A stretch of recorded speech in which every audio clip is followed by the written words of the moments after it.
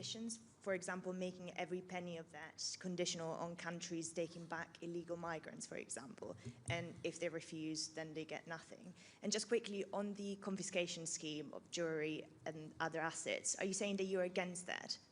It isn't going to happen in a month of Sundays. I'll bet you any money you like, we do not take a single possession of anybody, well, unless it's a gun, of anybody crossing the English Channel by dinghy. And as Zia says, you know, if I dared to answer your question in the affirmative, I can't even imagine what some of the historic parallels that would be drawn and published would be. And that really gets to the heart of yesterday's event. You know, it was performative to a very, very large degree. Even if she believes this stuff herself, and clearly she is very much more from the Blue Labour wing of the party, even if she believes it herself, it just isn't going to happen. Camilla Tominey from The Telegraph.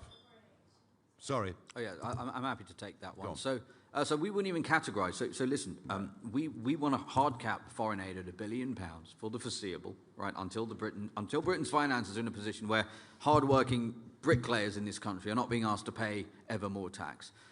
In terms of making it conditional, well, what we would say, as we outlined in Operation Restoring Justice, our deportation plan, we allocated £2 billion specifically for paying foreign nations to take back their illegal migrants. So we wouldn't even call that foreign aid. That's very simple.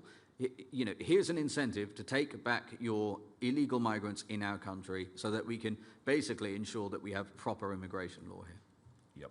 Camilla Tominey, Telegraph. Morning, thank you. Camilla Tominey for the Daily Tea. Just a personnel question, mindful of the fact that you think there's going to be a general election in 2027, and you've been very critical of the current Chancellor. You've scrapped the tax cuts that Richard Tice wrote into the contract with the people at the last general election. If Zia Yusuf is now crunching the numbers for the announcements you're making today, should we presume that he's your preferred choice for Chancellor over Richard Tice now? Thank you. Lovely try, but you should... No, it's very good. I mean, no wonder you're so well paid. But I'm just not playing your silly little game, sorry. Right, moving on to the next question. Max Kendix from The Times, who has covered the local government cancellations better than any other journalist. Thank you. Couple of questions. One on, which was kind of asked before, but would be good to get addressed more fully. Is your aim to go into the next election making a promise not to raise any taxes whatsoever? Are there going to be solid commitments around that, or conversely, do you think there's an area that should be taxed more?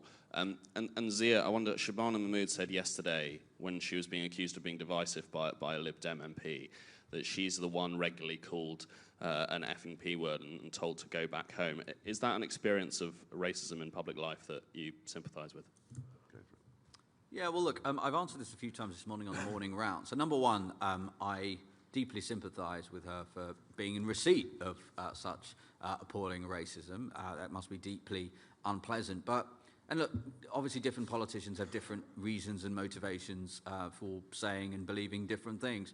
I do somewhat take exception to this conflation with, or this association with, concern about immigration, legal and illegal, and racism. I do take exception to that because for, I think, decades now, and I've been campaigning on this issue for decades, people in this country have voted time and time and time and time again for less immigration. Not because they're racist, not because they're running around shouting the F word or using the P word at people, but because they believe Britain should have borders, they believe in sovereignty, they believe in the rule of law, and they believe that if you pay taxes in this country, you should assume to actually get public services that make sense for you. So it's a subtle thing, and again, I have deep sympathy, of course, for anyone who receives that kind of racist abuse. Lord knows I've received abuse too, just like every frontline politician. But this notion that one should conflate concern about immigration, which, as she did in the chamber yesterday, with such appalling racism, I do have something of an issue with that. Yeah, Melanie Phillips in your newspaper today makes some very similar points, actually, in a very powerful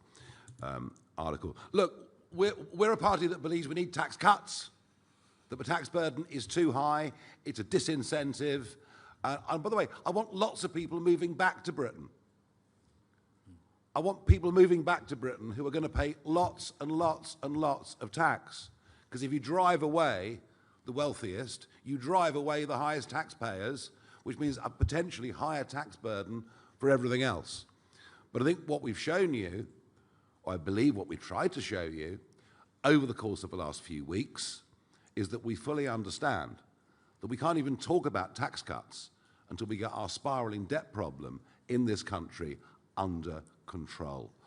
Equally, there needs to be a big change of culture as well when it comes to work, productivity, success, and maybe we should be championing entrepreneurs that do well and make money rather than portraying them as being evil for having done well. So there are some big cultural shifts that are needed as well. No, we want tax cuts. The tax burden is too high.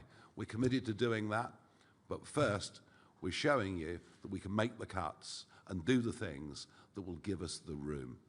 Can I just say one other thing on that? And it alludes to an earlier question as well, which is that I do think there's something of an underappreciation in the media about the changing financial situation since the last general election. Yeah. And the country's finances have deteriorated meaningfully, even from the shambolic and deteriorated state they were in as a result of 14 years of Tory government. And if you were to look, and we can have this conversation again the day after the budget, but my assessment is, any reasonable assessment, assuming that Rachel Reeves does not do the things we're proposing here today, sadly, is that after the budget, just to unwind that incremental new taxes that Rachel Reeves has imposed on the British people, the mad inheritance tax changes, including on farmers, a 2% increase in national insurance contributions for employers, the sugar tax, all of these things she's talking about, will be north of £60 billion.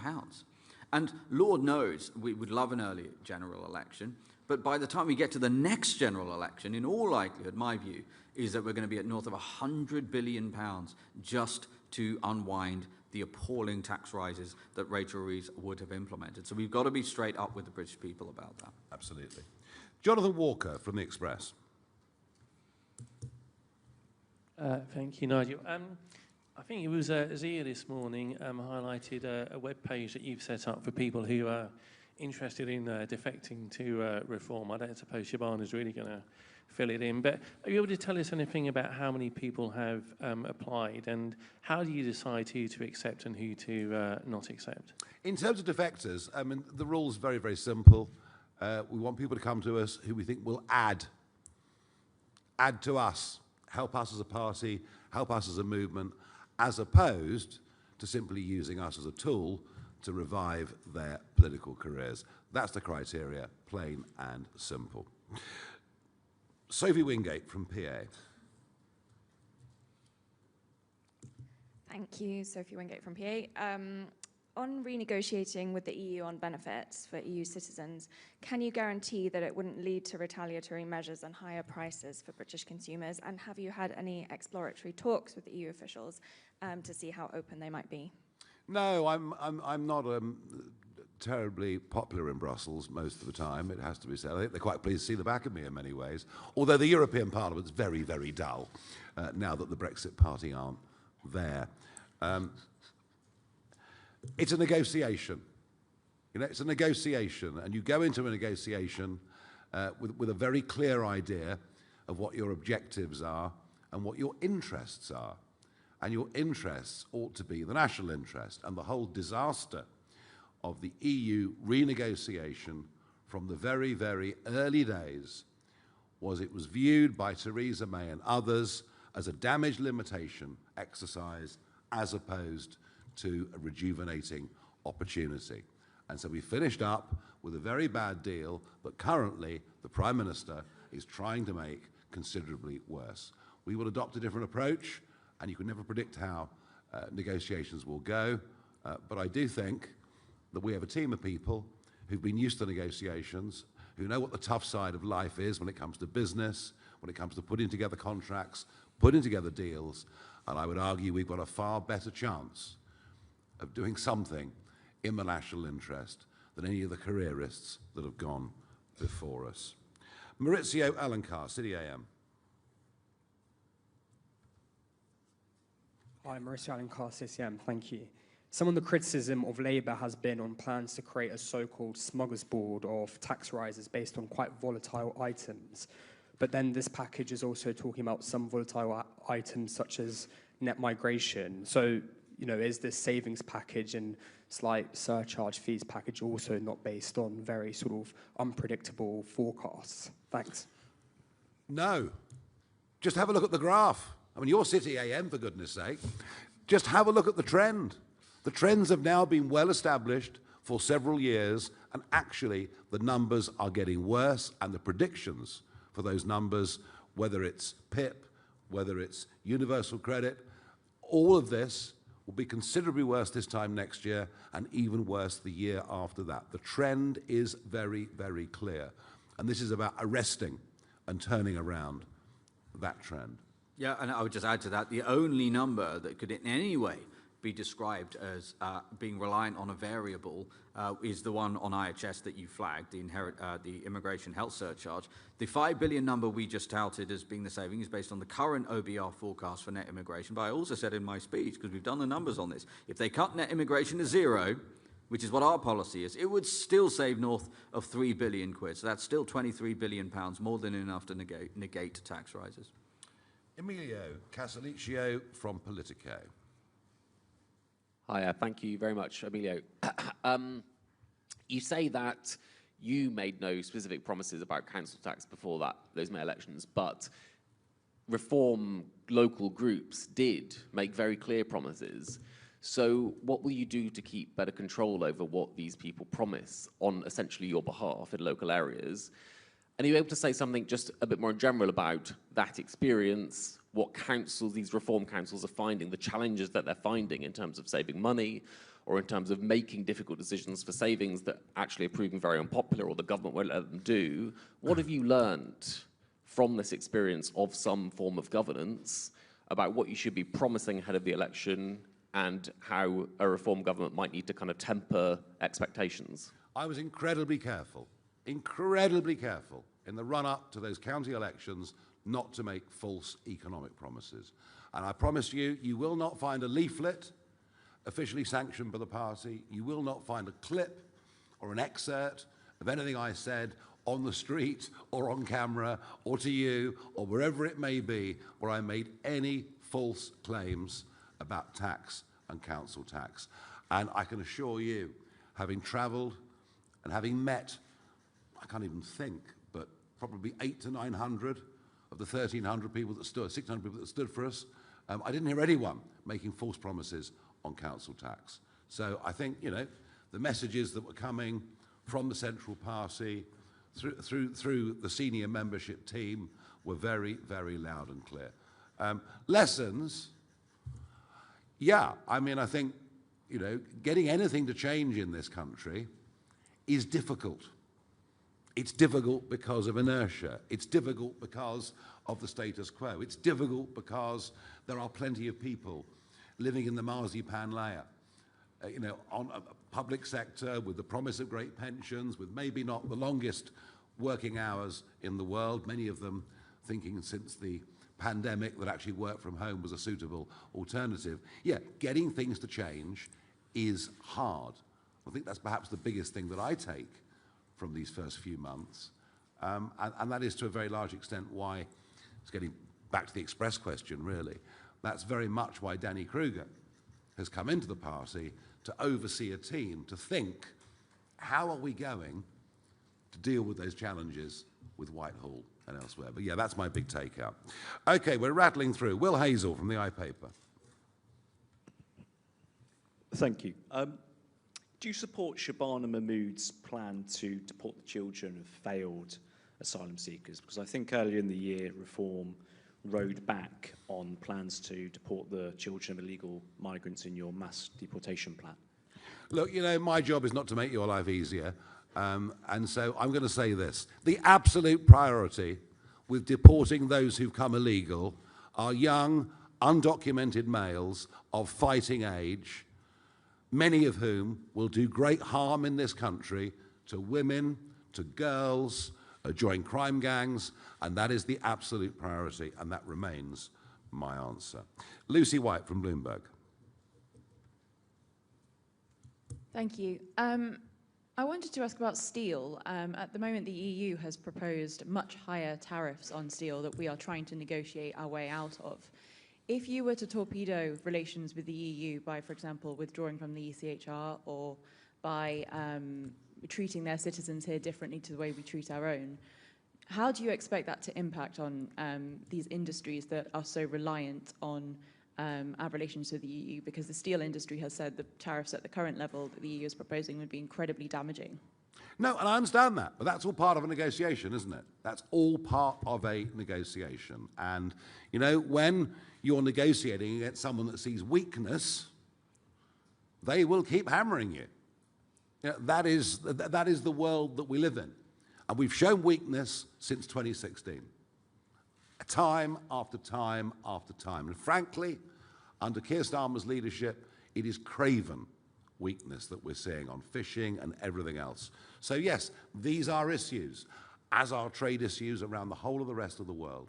But this is about a complete reset of our relationship, and one that is much more in our national interest. And, you know, steel is a very difficult subject anyway.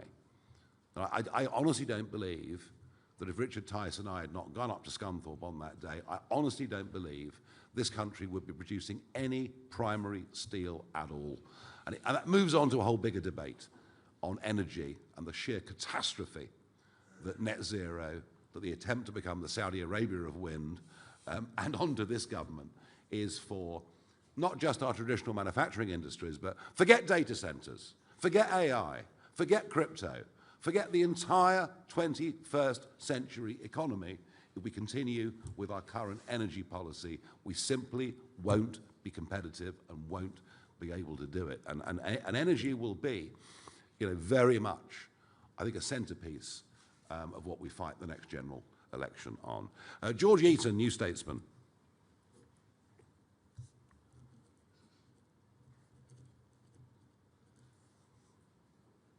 Nope, not here.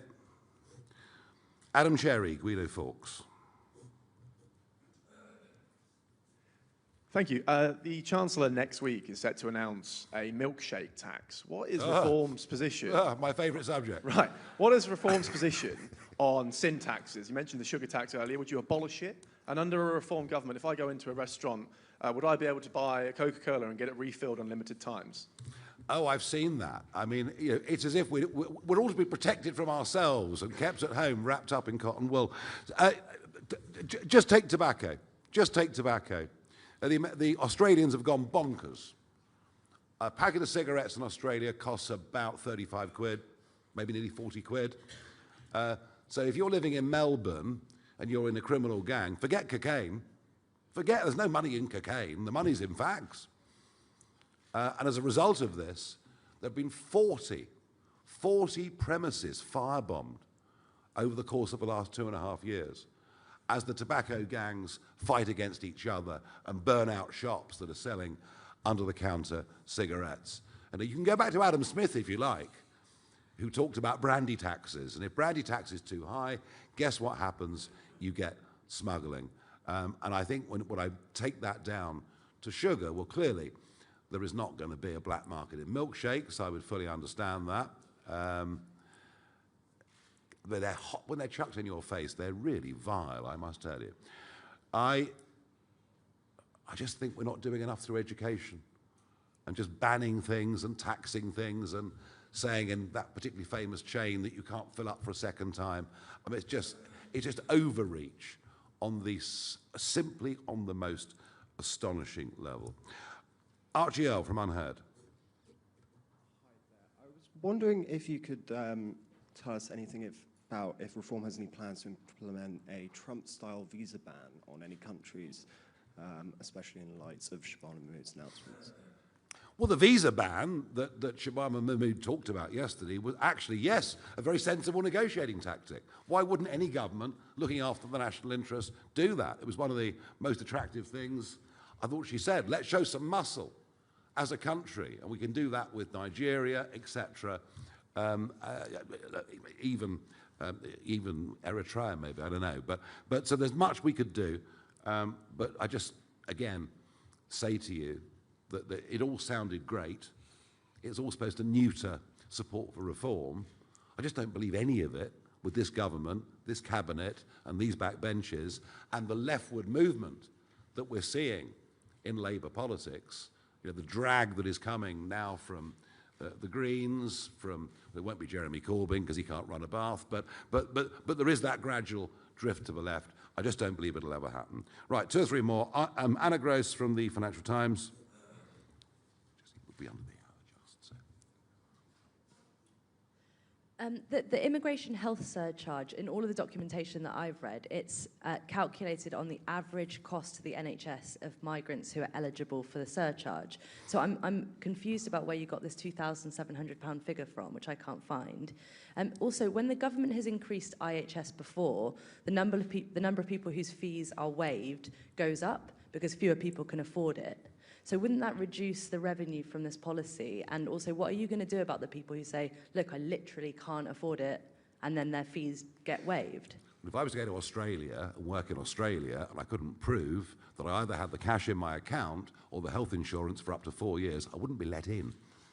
Zia? Yeah, no, it's spot on, right? So the first point to make is that there's a very substantial document, which is the government's own. It's a Home Office impact assessment. All the numbers are in there, and it literally states very explicitly that the per capita, per year cost of the NHS is north of £2,700. And the last Tory government set the surcharge at 38% of that. And you can read the document. It's a very, very long document, but it's abundantly clear that the Home Office and the government actually has no idea what the actual cost is. And the reason why I laid out, for example, it's all in there and in the document that we'll publish, but the reality is if you just looked at maternity rates, for example, contact with the NHS and per capita costs in the NHS, in reality, yes, you have an average, yes, you have a median, but it's massively driven by significant events, one of which, for example, is a birth. And the migrant, the foreign national birth rate is 30% higher than it is for British nationals. And